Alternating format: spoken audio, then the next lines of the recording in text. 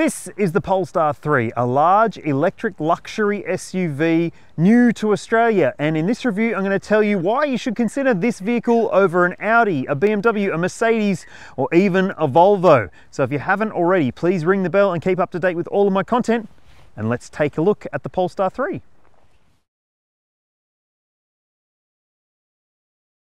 At launch, there are two different versions of the Polestar 3 available, and there's another one coming. So if you do want to save a little bit of money and you don't need all-wheel drive, it might be worth waiting for the long-range single-motor version, which promises, well, a lower price point, and that might be why you choose that model. But at launch, as I said, there's two versions available. The entry-level one, it's not really an entry-level car. It's about $133,000 before on-road costs. It's the long-range dual motor, and it comes comprehensively equipped with heaps of standard spec and tech. Things like LED headlights with LED daytime running lights. You get LED tail lights as well, 21-inch wheels, and on the inside you're getting a really nice interior trim with a big central touchscreen media system that's powered by Android tech. So it has the Hello Google technology. See, I didn't say it fast so it won't trigger your things in your house that make you think that you're talking to it. And it's got heaps of other tech as well. A nice big bright instrument cluster.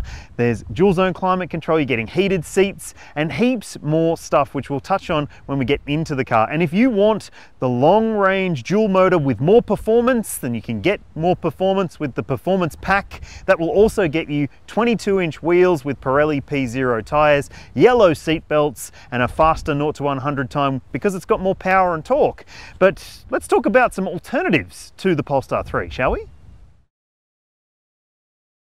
If you're considering spending this kind of money on a large electric SUV, well, there are some alternatives that I reckon you should also check out. Firstly, the Audi Q8 e-tron. It's maybe not everyone's cup of tea, and it maybe isn't the newest looking and feeling thing, but it does have conventional controls on the inside and a really nice driving character to it as well. It's heavy, just like this car, and it's big, just like this car, and it's actually pretty practical as well. Another car I reckon you should go and check out is the BMW iX. It is an absolute wow factor vehicle when it comes to the interior, at least. The exterior is maybe not to everyone's tastes either. I don't necessarily like the look of it, but I like the way it drives. I love the interior design, and it is real world efficient, that car as well. I reckon it could be a great alternative to this if you're considering something like this Polestar 3. And finally, one that maybe you aren't thinking about if you're considering spending this kind of money on a luxury brand, the Kia EV9. Now, it's a 3-row SUV with plenty of space. It's a very, very family-focused vehicle, and it's pretty big as well, but it doesn't necessarily feel too big to drive, and it's also got heaps of EV driving range. There's 3 different versions, and the top one costs 10 grand less than this, so it might be one to consider if you're after a super practical family electric SUV. But tell me what you think in the comments. Would you choose any of those or something else? I think this is one of the nicest looking larger SUVs on the market. In the fully electric sphere, it certainly cuts its own shape, and I really like one element here. There's like a front spoiler built into the bonnet area to help it be more aerodynamic, and it is fairly aero efficient. And also these 22-inch wheels, well, they certainly stand out from other vehicles on the market. At the back, you've got this pinched rear section, which looks pretty fantastic, and it doesn't actually look that big, this car, despite the fact that it is 4.9 meters in length. I think it looks kind of a little bit smaller than that. It doesn't necessarily drive smaller than that, but we'll get to that shortly. Now let's take a look in the boot and see what we are working with. That's not the button for the boot. There we go. Yeah, so it is a large boot area. It's got kind of high floors, so it's maybe not as practical as you might be hoping it is, but I think that for a family of 4, it should be enough space to put in a weekend's worth of luggage without too much hassle. But it has a trick, right? You can fold this out of the way and you get even more storage in there, and that unfortunately means you do not get a spare wheel in this vehicle. And I can understand if that rules it out for you, but I think that it does still have a good amount of usability in this back area. And you can do something else with this. You can set it up like this, and then you can hang your bags off the back there, which is like shopping bag hooks, but it's also got those as well. It's also got adjustable suspension, so you can lower the back of the car down if you want to and make it easier to load things in and out. Put this back down. You've also got a little netted area on the side, some tie down cargo points, another shopping bag hook, more tie down points, and it's got a ski port as well. So all of that makes for a pretty practical boot area, I reckon. And there's a frunk as well, so extra storage under the bonnet for your cables. Nice. All right, here's your point of view perspective for the interior of this car. And I'm not sure that it necessarily feels the money that's being asked. And I'm not just talking about the fact that it doesn't have lashings of leather everywhere. It's got heaps of recycled, eco-friendly materials, and it's also got sexy yellow seatbelts in this performance pack model. But I just can't really come to terms with the fact that this big touchscreen media system has these digital controls. Digital is cheaper than physical. There is one physical dial down here, but this sort of doesn't really gel with the whole idea of this being a luxury SUV in my mind. But look, I mean, the other thing is that these controls aren't necessarily easy to use. So you do have a home button here, which doesn't really do much apart from zoom in and out on the map just a little bit, because you've got other sub menus down here. But if you want to go into the car menu, there are a heap of different settings and controls in here for you to play with. Yes, your drive mode system is through here. There's a heap of different controls for the actual physical driving elements. Your safety systems, you can adjust those through there as well. And there's heaps more on the screen that you have to learn. And it does have that system where you can voice control it, as I mentioned earlier. And that does add some kind of wow factor to the experience, and you get the built-in maps and all that sort of thing, and you can even see where your nearest charging locations are using the data connection. So all of that is good. There's no doubt about that. But I just think that some of the controls maybe aren't as simple as they could be, because there's been so much focus on having everything through the touchscreen. So there's also a different display you can have to check on your range and also how you've been driving in recent times. And I just think that you will get used to it, but things like the glove box being a button on the screen, where have we seen that before? Yes, that Tesla brand has that. And adjustments for the steering wheel and the mirrors and the head-up display, all done by touching the screen and then having to use these controls here, which, yes, will adjust where things are. That's all fine, but I don't necessarily think that it's the most intuitive thing to live with on a daily basis.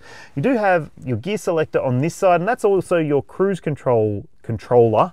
So you can see down there that yes, you do need to pull it all the way down to engage the cruise control, and that might be a little bit concerning to try for the first time when you're driving. Those little purple lights there, that's your driver monitoring camera system, and over here there's your everything stalk, I guess. So it's got a wiper and blinkers and lights, but you'll have to do some of the other stuff with the lights on the screen too.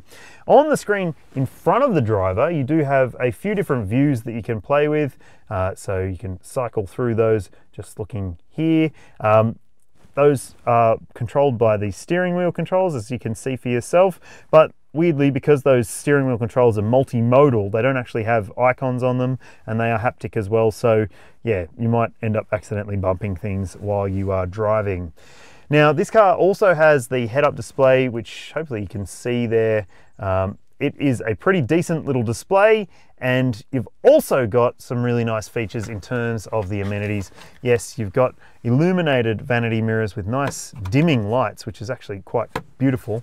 You don't get a sunglasses holder, but you do get a big panoramic glass roof, which is absolutely bloody massive and gives you a great view out, but no shade. So look, all of those things you'll make up your own mind about, and I think you'll make up your own mind as soon as you sit in this car whether it's going to be right for you or not.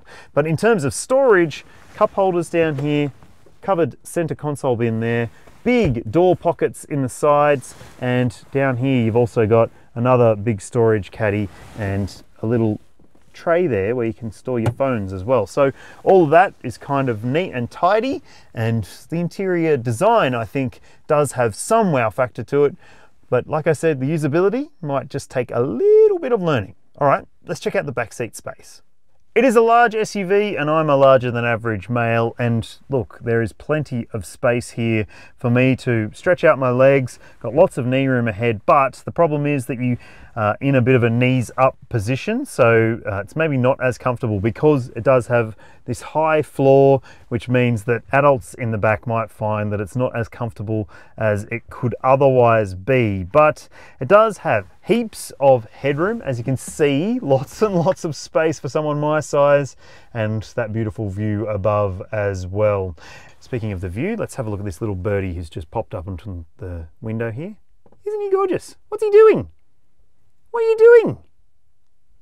Anyway, and I do like that there are plenty of great amenities in the back here, but I just want to show you one thing first. So on the seats, there's this little spiel about how efficiently sourced your material for your trim is. That's kind of cool. Yes, you also get the yellow seat belts in the back. You get ambient lights in the back. You get these pockets in the doors. There's matte pockets on the seat backs as well. And you also get ISOFIX points in the window seats, 3 top tethers, a flip down armrest with pop out cup holders, which is really, really cool. And of course, you get the amenities you would expect for a family SUV at this price. Directional air vents, heated back seats, so the window seats are heated, which is pretty nifty, and a climate controller there as well. USB-C ports too, and it's all pretty nifty. There's no grab handles in the back though, so that might be something you want to keep in mind, but it does have one of the 25 Bowers & Wilkins speakers up there, and there's another one on the other side, of course. And there's plenty of little mentions of Bowers & Wilkins, in case you're wondering. One there. Yep, same on this door. So yeah, good branding there, but it's also a bloody good sound system. As I said earlier, there are 2 different versions available at launch. Both of them are hugely powerful. So on your screen, you'll see the power and torque figures for the long range dual motor, the standard one, and then I'll show you the performance pack version. So yes, that is an immense amount of power and torque, and of course it is a really, really fast car.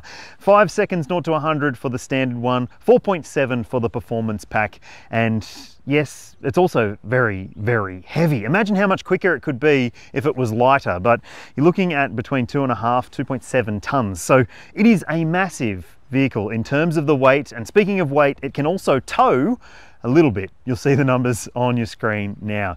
Another great thing about it though is that you do get a frunk, so there's extra storage underneath the bonnet so you can store your cables, which I always like to see because it's a good use of space.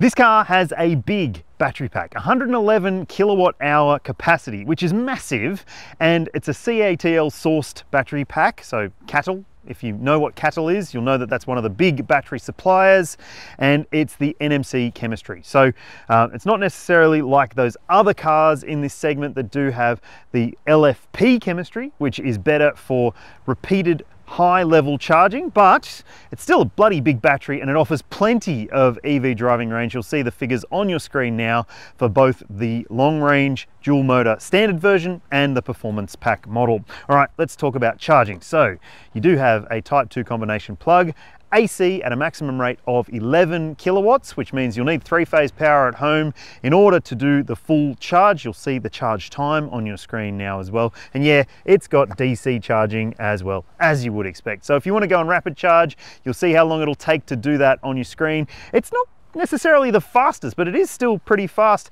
250 kilowatt DC charging is quicker than plenty of the other rivals in the segment. All right, let's go for a drive, shall we? At this point in time, I'm driving the standard one because the performance pack has yellow seatbelts. This is just the regular version. And honestly, I don't think you need to spend extra to get into the performance pack. It is a bit more money, and sure, you do get a bit more clout with having those yellow seatbelts and the different wheels and the Pirelli P0 tires. Sure, all of that, as well as the added fastness, makes it pretty appealing, I'm sure, but I don't think you really need to spend extra to get into that version, because this other version, the lesser version you might say, is actually completely fine as it is. I mean, it doesn't necessarily tick my box when it comes to the drive experience. It feels a bit big, it feels a bit heavy, and it does have a bit of a bouncy, less than cushy ride.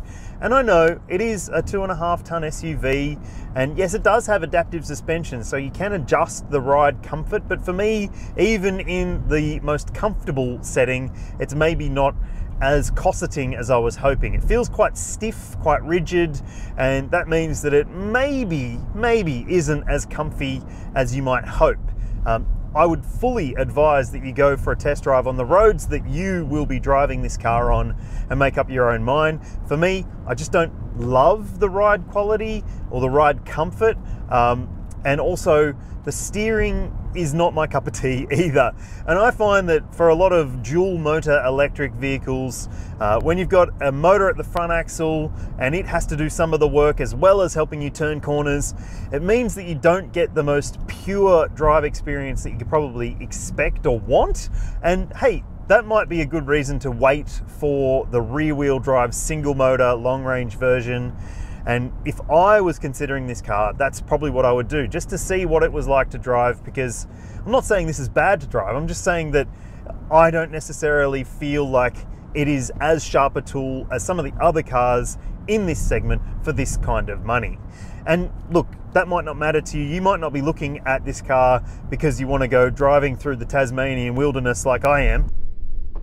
Ooh, I almost hit a bird, but I didn't, because I'm driving through the wilderness, and that would be irresponsible. But it does have plenty of acceleration, as I'm just about to show you as we go around this corner. I'll just drop down to 50, and yes, let's give it a boot, shall we?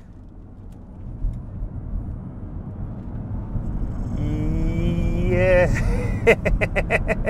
Okay. Stop. Slow down. Back to the speed limit. Yeah, it is fast, there's no doubt about that. And I mean, it should be. It's got more than 800 Newton meters of torque. Even though it's a big, heavy vehicle, it does hustle, and it does have plenty of grunt. And like I said, there are plenty of different modes that you can adjust through to make it basically tailored to your needs. So if you want to, you can hit the performance button down here, and it will be even zippier than it was in that last little acceleration thing I did before. But also you can quickly adjust the one pedal drive mode. So if you do want it to be single pedal drive, you can just hit that button down there and it will basically do the braking for you. The regen brakes will come to a complete stop, as I'm going to do here. It's a safe spot to do so. So that was actually pretty quick to get down from 100 k's an hour to 0 like that. So yes, whoa, okay, and 0 to 100 is also really quick. But yeah, I think that the thing about it is that it does have a more honest brake pedal feel than some of the other cars that I've driven that are fully electric and that weigh this much. I think that that is a really strong element to the handling characteristics of this car, because you want to feel confident, you want to feel like you are in control of a vehicle that weighs this much and is this large. And for the most part, I think that is possible, but it is maybe not as I said, as precise a tool as some of the other vehicles in this class, but it does have an overall general really likable aura to the way that it drives. It just feels pretty comfy and you can sort of settle into it. I just maybe wasn't expecting it to feel quite so heavy, and I think that's what's actually just putting me off just a little bit. Yeah, so it is a big vehicle, it is pretty heavy, and it does have a, well, kind of high WLTP rated efficiency figure. You'll see the number for the standard version on your screen now, the long range dual motor, and now I'll put up the performance pack version. So yeah, the Pirelli P0 tires have an effect on the range, it's a bit heavier, and it also has an effect on the efficiency number. And if you're wondering what I've seen over this test drive in Tasmania, where I haven't been doing what might be best for the battery electric driving range, not a whole lot of stop start stuff, not a whole lot of traffic, and not calling those regen brakes into action as often as might otherwise help out the range number or the efficiency number, well, you'll see it on your screen now, and I think that it's okay, but it is, like I said, a heavy vehicle and it can't hide that. So I mean, it's not the most efficient and it's not the most thrilling to drive, but it is a pretty nice drive experience on the whole. There is no ANCAP or Euro NCAP safety rating for this vehicle at the time I'm publishing this video, but it does come comprehensively equipped with heaps of standard technology and safety equipment, things like autonomous emergency braking with pedestrian and cyclist detection. There's also lane keeping assistance, which is a little bit annoying because you can't actually turn it completely off. There's blind spot monitoring and rear cross traffic alert. You get parking sensors, you get a great camera system. All of that stuff makes it pretty easy to live with, but like I said, some of those little nannies just get in the way of the drive experience, in my opinion. You tell me what you think. Do you reckon safety tech is making good cars seem a little bit less good? This car comes with a 5-year unlimited kilometre warranty for the car itself, and there's an 8-year warranty for the battery pack, which guarantees up to 70% state of health for the battery at the end of that 8-year period. So if anything's wrong with the battery, they'll replace it in that period. So that's pretty good to know. Plus, when it comes to maintenance, well, you don't have to pay a cent. There's free servicing available for a period of time after you purchase this car, and the same goes for your roadside assistance too. All of that seems to stack up pretty well. I guess the big question mark will actually just be resale value. There's some things that are really great about the Polestar 3 and some things that personally just don't do it for me. I'm not so sold on the drive experience. It doesn't quite feel as settled or as comfortable as I was hoping it would, but I do appreciate the fact that this is a spacious, family-friendly vehicle with lots of room on the inside, heaps of tech, and a fair bit of wow factor as well. Tell me what you think in the comments. Would you go for this or one of those alternatives or something else? I'd love to hear from you. If you haven't already, please ring the bell to keep up to date with all of my reviews, and I'll see you in the next one.